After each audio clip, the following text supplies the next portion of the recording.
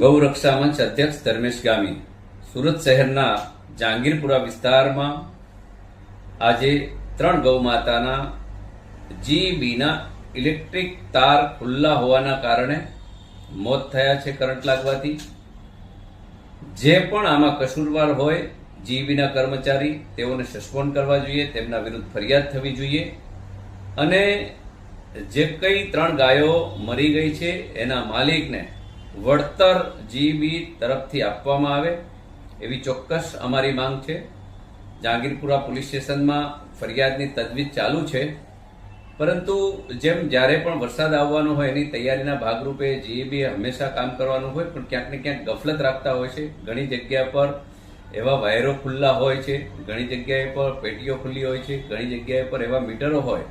તે પણ ખુલ્લા હોય છે અને ઘણી જગ્યાએ ઘણા લોકોને કરંટ લાગતા હોય છે.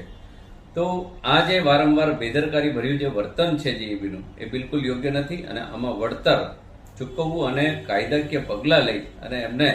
કાયદાનું ભાન કરાવવું જોઈએ, એમને સસ્પેન્ડ કરવા જોઈએ અને એમની પાસેથી વળતર